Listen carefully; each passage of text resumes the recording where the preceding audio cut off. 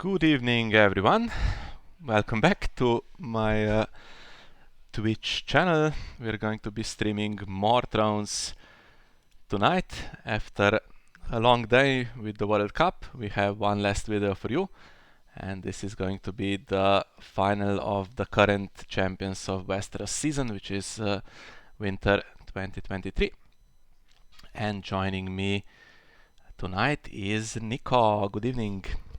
Hey, good evening. Thanks for having me, Mia, and thanks for doing this again after a long day of Thrones streaming. So Yeah, awesome work. always a pleasure. And we have two excellent players to contest this final. So I wonder what Argento's concentration will be. Obviously, the big one for him was the team event today, right? When France was fighting for the win. And he managed to win his game, which was really crucial in the context of the tournament. But he is in the final again, so he's not had that much experience with Champions of Westeros. He hasn't played in a lot of them, but I think the first one he ever entered 2 seasons ago, he ended up winning. And now he's in the final again, and he is undefeated. But good news for Hannes at least is that Argento is quite predictable. As you can see here, he either plays Stark or he plays Night's Watch. So I'm expecting one of those two tonight as well. And his opponent is Feuerbart, who has two losses, and he is not really one to play the same deck in every game. And we might see a surprise. Now, I did record his semi-final game with Stark Trident, but I did not publish it. Have a policy not to publish games of players while they're still in the tournament, especially if it's a surprise like this deck is. And I wonder if we'll be seeing that today. Maybe Nico, you have some inside information there. Yeah, I do. And since we're gonna see it in 1 second, are you in the game? They opened a new game, so maybe you have to rejoin. Just joining now. Yeah, there you go. Okay, yeah. So I can tell you that it's a different deck. Oh, okay. So nice watch for Argento, but Hannes is playing Drowned God, is he? Yes, he is. Yeah, it's a Wars to Come matchup, mirror match, but not the same faction. Yeah, we tested this a little bit earlier. Again, as last time, I'm of course wish all players really good luck, but in terms of fairness, I have to divulge that I'm friends with Feuerbart, and we trained a little bit for this final. So if I'm ever partial, then I apologize to Argento. But I'll try to do my best. Yeah, no worries. I think everyone understands.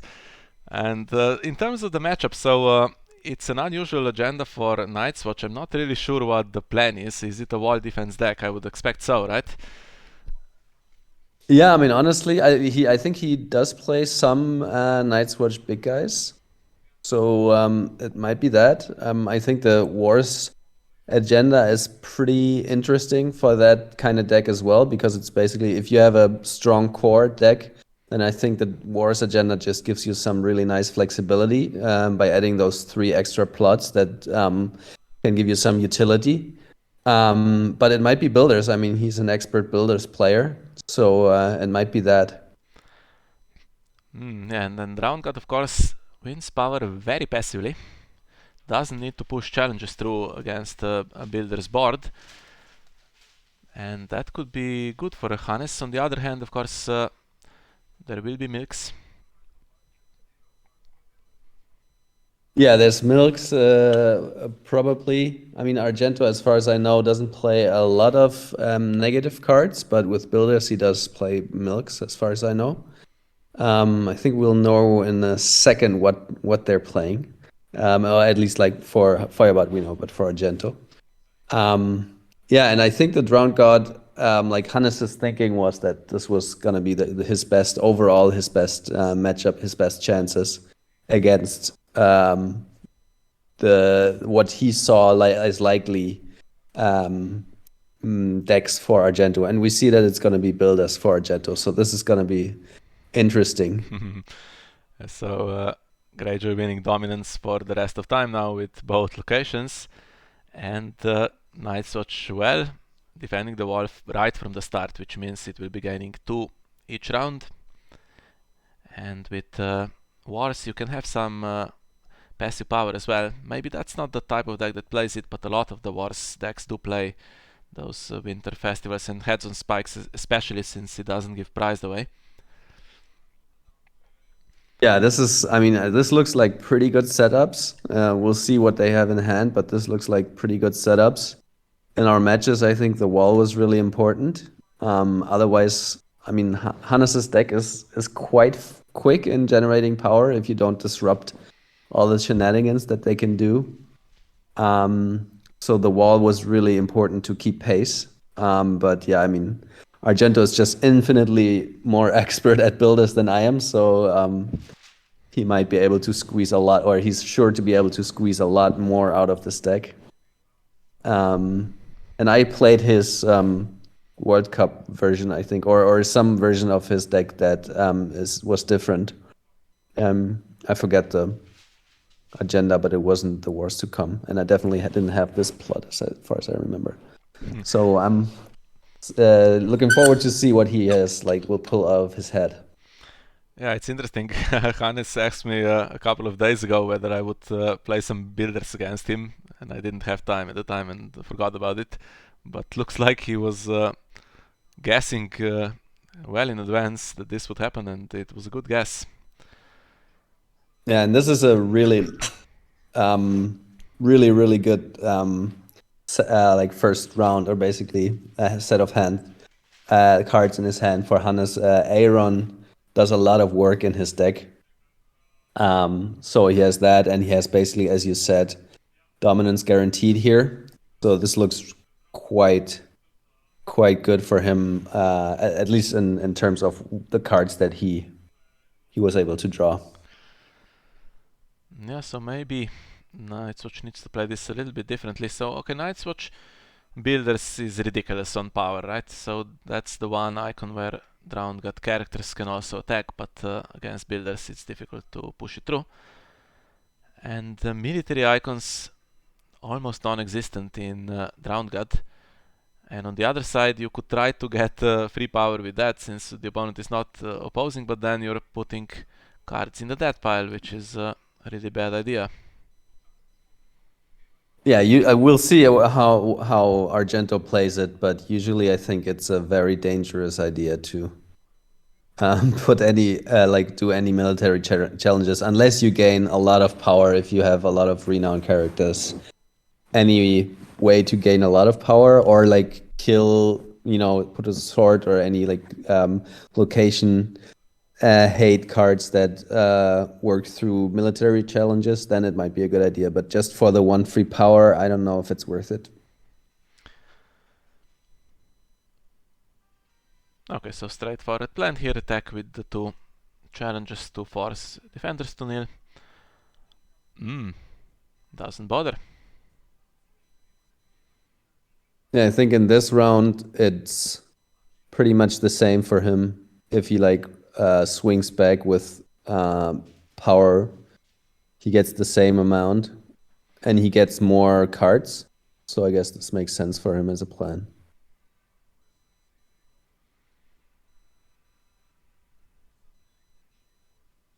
But let's see if he anticipates that there's probably a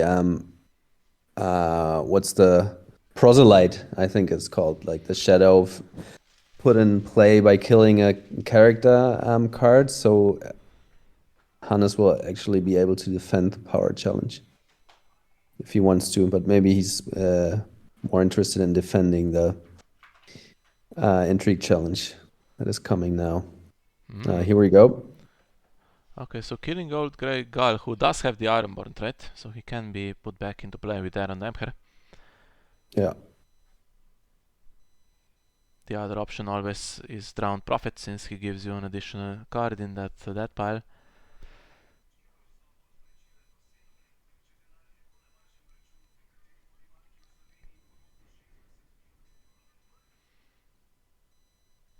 And here we go, just cancelling Halder.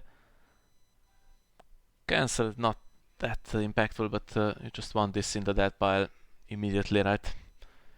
Yeah, and you can actually get it back to hand using Greyjoy. So if you like think that there might be an important trigger, you can get him back.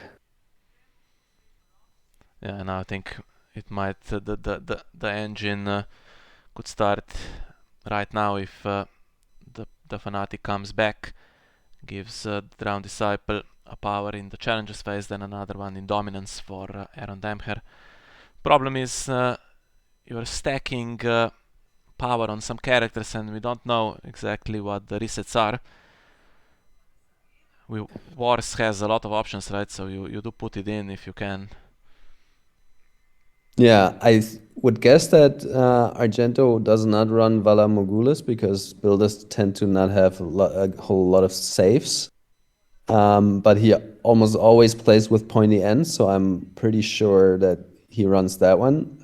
So Hannes will spread the power evenly over his characters, so that Argento does not have a juicy target of 5, 6, whatever power Drowned God decks tend to amass on a single character. And here we go, it's difficult to even follow what's happening here, so the dominance loop. And Yeah, this is pretty, power. like, I was not aware of this loop. Many Drowned God players might know this by heart, but so for those who don't know, basically it's an interaction between, of course, you generate power through the disciples, but the engine making it possible is Aaron and the Drowned God Apostle, which is an Iron character. So Aaron enables you to bring that Apostle back into play. Then you can immediately kill that Apostle again to bring another character into play and trigger the disciples twice in that round. So this is a very, very efficient engine, and I hate it when I see other opponents play. It's really tough to like do anything about it once that one is rolling. Yeah, and Fist for Crows is going to grab some power really easily here. No way to stop it. Good start, so we'll need to see those stall plots, we'll need to see pointy end at least, and then oh, okay. So that's protecting him from the pointy end because he has 2 attachments now. Yeah. You can stack power on him, so now the only way to get rid of him is to actually remove him from play. Yeah, which will be difficult. I don't think it's likely that builders have any way to really remove him. And also, even if they run Vala Morgulis, then of course, Risen is a really big danger.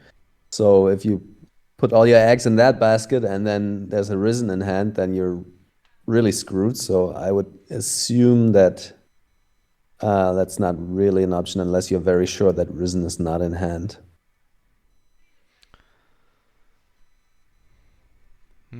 Keeps 5 gold this time. Maybe just nothing to spend it on. And in the challenges phase, he has Old Week as well, which means he will probably use the Fanatic first, because he can just get out of the death pile on his own, and then use Old Week for the Apostle, get it back into play. That will be 2 power for the Disciple again. Yeah, this is really the power of Drowned God decks on display. The amount of passive power they can generate is still pretty crazy without you being able to do much about it, really. Even if you have a bunch of begging brothers, there's so many triggers that it's that you just burn through them so quickly. Yeah, and with wars, of course, we see Prince sometimes. Prince started the thrice drowned. Then, of course, that means he's the only character that can gain power on himself, and there's a bit more chance to control him. But if you can spread power around, now obviously Hannes has found a safe target, so he's just going to keep putting it on Aaron now. But if you can spread it around, and there's so many characters that would need, if you have milks in your deck, that would need to be milked, right? We have the Disciple, who is the card that gains power, but then we also have Tarle coming in at some point probably, and Aaron is unstoppable at the moment. Yeah, that's exactly one of the problems. Even if you have 3 milks and you all find them, you can slow it sometimes down if you're lucky and the opponent doesn't really draw the sweet sleeps, but it's still not easy. I mean, Aaron is a really important target. Yeah, but as you said, so many targets that you need to milk. It's difficult. Argento not enjoying this, so even Hyder gets blanked so that the power challenge goes through. And that's up to 7, and we're not even in dominance. And we haven't even done the Disciple 2 times here, and it's happening again in dominance Disciple. Yeah, I mean, I think Hannes will be able to close it out next round if Argento doesn't pull something out of his head. So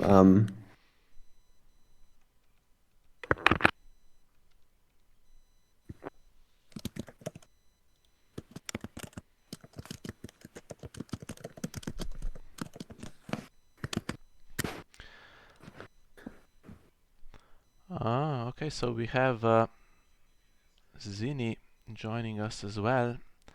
Let's see if we can make that happen. Okay, we need to be friends on Discord first. That's so annoying how this Discord works. Just a second. I think I could invite him. Okay, then you do that.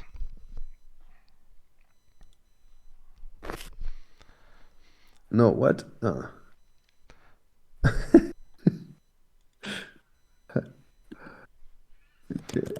Yeah, it worked. Okay, it works now. Yeah, it worked fine this afternoon. Hey, James. Hi, guys. Hello. Hey. You're just about to see the last few minutes because it's going really well for Hannes. It's always like that, it seems. So, yeah. Hannes he picked the right deck here, I think. It seems like it, at least. Yeah, it was a good guess, but if he was up against the Stark Renown Rush deck, then that could have matched it for speed, maybe. Yeah, I think so. Go ahead, Zini. Yeah. I think this was a good call, maybe a bit lucky call, but when I talked to him earlier, was it last week we talked to him, Nico, that he said that he was leaning towards Drowned Gods and he thought he was going to play against builders. So I guess his guessing game has been spot on. Yeah, and I think even against Stark, I mean, I think it would definitely have been a better matchup for Argento, but it's still not that easy because with the Wars agenda, Drowned God, and this deck, Hannes' deck has quite a few options to slow them down a bit. And as we can see here, at least if he finds his pieces, the deck can be very fast by itself. I mean, yeah, closing out as it seems in the third round. So yeah, I think it was a very good choice overall. It gave him the best odds about out of all of his decks because of course Argento's decks are super strong and he's a super strong player, so really tough to beat. Yeah, I think that has always been the case in this tournament, right, where you can change decks every week. So we had a few rule changes along the way, along the years. There was one tournament where you could only play one faction that you needed to choose in advance, but mostly it's been like this, that you can try to counter what you are expecting. And players like Argento, of course, are great tournament players when you can bring a deck and play it for the whole tournament. But if you get countered like this, right, anyone can lose pretty easily. And as I said this afternoon when I was talking to someone, the players who are not really sticking to one single deck, so players like Radek, who are switching a little bit, always tend to do well in this Champions of Westeros tournament. And even myself, I've taken advantage of this format many times in the past. I've brought counters to what I was expecting to face. I think it's just really fun for this tournament. Like it's it kind of sets us apart from other tournaments. So I think I really love it for that. And of course, we see that Argento, like not changing that much, is also able to do really well. It's pretty disgusting now. Places every single tournament is placing. So yeah, it's you can do it both ways, I guess. Yeah, disgusting is the right word, Miha. If you play against this, it can be quite frustrating. So it's going to be 2 power again with those fanatics. Now what's the max ones per round? That's on the kill effect, so they can't both come out, but one will come out and the other, of course, with another card with Old Wick. And then Fanatic will kill Acolyte, right? So that's all going to happen before the challenge is even initiated, or when the power challenge is initiated. That will be 15 power for Feuerbart here. Yeah, I see really absolutely no way for Argento to stop this. Yeah, maybe a Nightmares on Old Wick or on the Disciple would... Yeah, but just by using the Drawn God Fanatic and then doing his dominance shenanigans. Yeah, we're not getting to he'll dominance. Get there. Okay, he's drawn a milk now. What's that going on the Disciple, presumably? Okay, but there's still another one. So there's 2 in play now. Yeah. So unless you have it's impossible to milks. Yeah, I was thinking one would trigger twice, right? But if there's 2 in play, you win even sooner. You don't initiate the challenge and you win. But now he needs to initiate the power challenge to win the game, I think. Yeah. So the only draw Hannes has is given to the Drown God and the Iron Gate, right? Yeah. Yeah, that is. I was a bit surprised when I saw this Aaron in play, but he didn't even have another insight character. No, he used to play the. I don't know. Maybe it's still in there. This. But I'm sure he put it out for this matchup at least. This event, No Godless Men. That allows him to draw as well. But yeah, it's basically it relies on. Another milk, by the way. Pardon?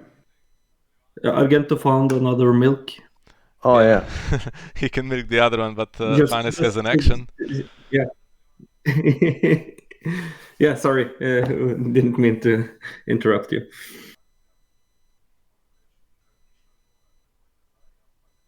Okay, he kills one, which is alright, but not sure why he needed to do that right now.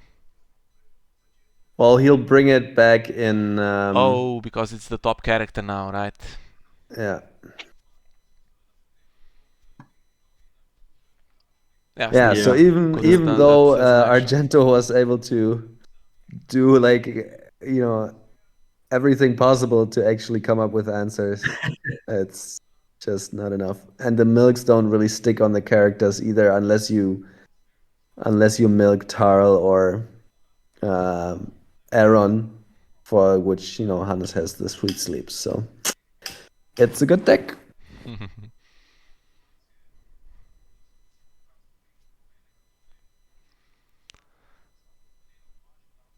Well, here we go. He's doing a challenge. Needs to do that first to get the Disciple in, and then he can do the rest, right? He can do the Fanatic into Acolyte. And that's a ridiculous win for Hannes, who got the perfect counter and executed his game plan. And he finally wins the Champions of Westeros, the first of us friendly open organizers to win it. I've been trying for 7 years and still haven't got it. So this is should we just kick him out of the admin group from Friendly Open now? Because we don't want him in there now, do we? Well, but we've been talking about doing a Drowned God deck for the Friendly Council, and now we have some. We can say it's the champion deck, so that will add some prestige to it. So good to see. It's definitely a deck that Hannes has like pulled out often in like with difficult matchups. So it really did a lot of work, I think, for him this season. Even though he has other really, really good decks that also won really tough matchups. But this deck, I feel like it's a good answer against a lot of the really strong players, at least right now. It kind of counters a lot of the, decks that really strong players play quite well, I think.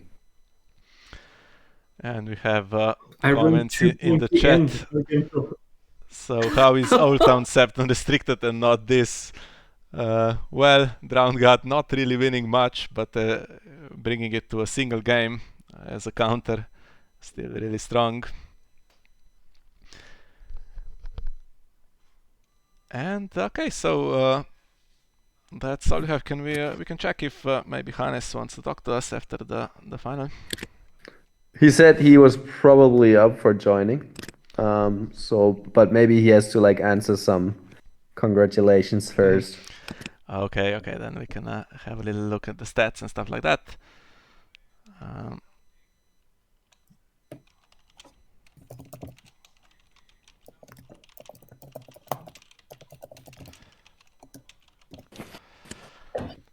Okay, let's have a look. So this was the game, and this is the tournament. It will be updated shortly to show Feuerbart as the champion. And on this occasion, we had 58 players joining, which should give Hannes some nice pavilion points for this one. And I always like to check the tournament statistics for this one because players can play anything. And I was actually surprised. I checked it before the game, and seems like Lannister is the most played faction. So not on top in the average faction points, but total points. Means a lot of people are trying it, especially the Lannister Free Companies has been popular in this tournament, but in terms of the top 10 decks for win rate, it's been all Greyjoy in this one, it seems. And yeah, doing well in the final as well. And this is the winter edition, so spring to come. And usually there's 2 weeks between editions for people to sign up. We'll see if that's the case. There was some talk maybe of having an extra week off to recover from all the World Cup action. Here we go, 15 points for Feuerbart on this one, and another 10 for Argento, so he's fighting for that top spot for sure. Yeah, and he also gets a buy for the online worlds as well, by the way. So Hannes has gotten a good start in the worlds as well. Okay, now let's see if we can talk to Hannes.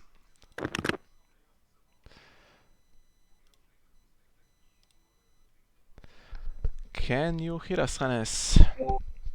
Hi, can you hear me? Hello, congratulations, nice game, nice countering there. Thank you so much. Yeah, it was I'm top decking king this Champs of Westeros. I drew absolutely everything I needed. Yeah, well, what can I say? It was the right call. I really didn't know what to play against Argento. His decks are so good, but yeah, if you top deck like that, that's yeah, that's just lucky. Yeah, maybe with the pointy end that we were expecting, right? Without those 2 split slips, you can have to spread power around a bit on more characters, but even that, it depends on what Argento is playing, right? He has wars, so you never know exactly which resets are there. Yeah, indeed. So I would expect from builders to have the Harris, but yeah. So I don't know. It was a perfect match for me, and that's probably also the only way you can beat Argento these days. If you look at this winning streak before that, that was crazy, and he also beat me in Swiss quite decisively. the heart of the cards was with me tonight. All right, so lots of thrones this past month. We had the World Cup, we had the Westeros Champions of Westeros Winter Edition finishing, and now April, a bit of a break possibly for a couple of weeks, and then we are into the second quarter, I guess, of 2023, which includes the Online World Championship. It includes the next Friendly Open series probably, and also the next edition of Champions of Westeros. So we have two of the Friendly Open organizers that can possibly tell us a bit more when those events are to be expected. Oh, yes, but we were not sure. Yes, are we? Yes, organizing the World Cup was so much in our head that we haven't settled on it, and we needed to wait for a definite date for online Worlds as well. But yeah, around May and June, I think we will have some Friendly Open tournaments again. Yeah, and hopefully, Yeah, I think before sure. that it would. Sorry, Zini, I was going to say before that maybe there would be some interest because people are preparing for the online worlds, presumably. So maybe we could get some people if we organize some tournaments in April. And if not, there is also the playtesting event for the Spoils of War, which I invite everyone to attend. It's the next pack, and it's not going to be as long in preparation as High as Honor was. That took like 8 months or something. So Spoils of War will be much quicker, and yeah, better get testing those cards to get them finalized so that we don't end up with anything weird there. Yeah, good call. Those tournaments will probably see more attendance now that the big stuff is out of the way. The World Cup, I think, had a lot of people really occupied, right? Yeah, for sure. That does a lot of work. Yeah, and the Online Worlds is Saturday, May 13, if I'm not mistaken. I'm one of the persons organizing it, so I should know. But as Hannes said, the World Cup has been making us kind of busy the last month. So I just double checked it. So and the registration is already open. It's on the GOT site, so we can pass that around and all the Discord groups once more in a couple of days.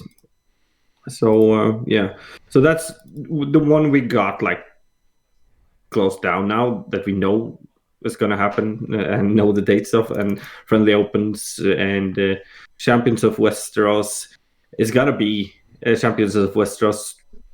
We kind of know, don't we? But we might move it a couple of weeks up or postpone it a couple of weeks, I think. But we will be back with the dates later. Yeah, that's going to happen for sure, like it always does. We'll have 4 in the year. Yeah. And also to be expected pretty soon is the next restricted list. I think it's was always going to wait for the World Cup to finish, and then I think we might get something before the online worlds, just in time so that it's legal there, and then or that it's going to be used there, right? So it needs to give players some time to prepare. Then I think we might see those a couple of weeks running into the online worlds where people are trying to find something, especially if the restricted list is successful in basically nerfing the decks that are considered to be the top decks right now, so the Mammers and the like. So wait, are you expecting a new restricted list before Worlds, or are you expecting the new pack to come out before Worlds? I didn't. No, new pack is not coming out before Worlds, I don't think. Okay. No, certainly, well, if it's extremely quick, but it's not coming out so that it would be legal.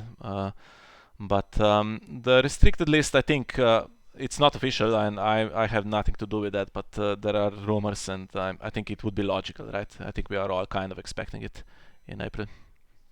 Yeah, we were kind of expecting it before the World Cup now, and since nothing came out before the World Cup, I think we're just around the corner of seeing something. As me, I have nothing to do with the restricted list, so I might be wrong, but I think I think we're both right in that something will happen pretty soon. And that will be interesting, right? To shake things up and see what what cards are gonna get hit and what factions are gonna get hit. Yeah, a lot of discussions going on in every group again about cards being nerfed. So yeah, it's gonna be fun. Yeah, there's always mixed opinions about every restricted list. So there was one that was really crazy, basically killing all the top decks except it left Lannister alone, and then Lannister now is pretty strong with some of their decks, and we'll see if there's another one like that that completely changes the balance right before the Worlds, or if it's just a small one that maybe goes for the real problems like the Mammers decks. And I'm not even sure if there is any real huge problem in the game at the moment, right? Since Randall is gone, maybe just the Mammers are overperforming a little bit. Only Drawn God, right? Well, if you take that to Worlds, I don't know. It's good if you know what you're playing against, but it's never been that strong of a tournament deck. I think it has some in the history of the game, especially with the original Desert Trader when it was played as Greyjoy Sun. So it had its time, and it's still pretty strong. But to win a tournament, you have to beat all the top decks, right? And it doesn't have a good matchup against absolutely everything.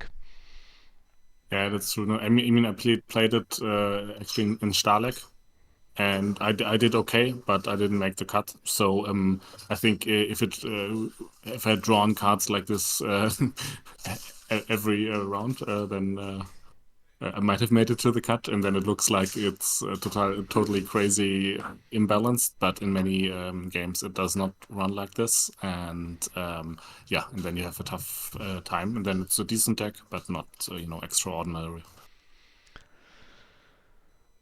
All right, so yeah, the draw. You only have 6 draw cards in your deck, and I almost said the wrong Dampier. Wrong Euron. Yeah, so there are of course other variants of this. I played highly focused on dominance, and then you of course need the small Dampier, and this hits your draw significantly. This is tough. So I also play Return to the Fields due to that reason. But I would say if I could fix one thing with the magic extra card, it's draw. And there's the new event, No Godless Man. But currently, the problem is that I'm too passive. So that gives you draw if you're more active and can actually win high power challenges. But more often than not, I had the problem that I couldn't do that against many decks, which have just superior board presence there. And then I also can't draw. And it's especially something like you can draw when you can win these high challenges, and if you can win these high challenges, so you're looking good anyway. So I haven't figured that out yet. So somebody smarter might find a way. But in a more active deck, the other Aaron is certainly better. Yeah, so I think, Hannes, now we have to do this one, right, for the Friendly Council. Yeah, we could. I'm happy to talk about it because I think in this degree of passiveness is maybe unusual for Drowned God. So often you have Prince also, and for Prince, of course, you need to do stuff. Reigns is also more active, and with Benasan, it's more control. So I'm happy to do that. But yeah, we can also make a session about top decking the stuff you need, how important that is. Yeah, that was for a long time in the game, in the core set, the draw wasn't as present, so it did turn into top decking battles. And there was one crazy game, I forget now who was playing in the World Cup, where it was just top decking for something like 6 rounds straight, and a really close battle. Yeah. So do you guys have anything else you would like to talk about, or shall we wrap it up? I'll just want to say thank you to Nico for coaching me both before this and also the match before that one.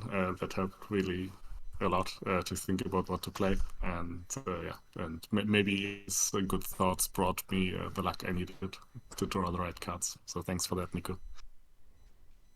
Yeah, thanks. That's too much praise. I think it was more of a bit of conversation, but I'm happy that it helped. And yeah, congrats, awesome run. And that was a really dominant final.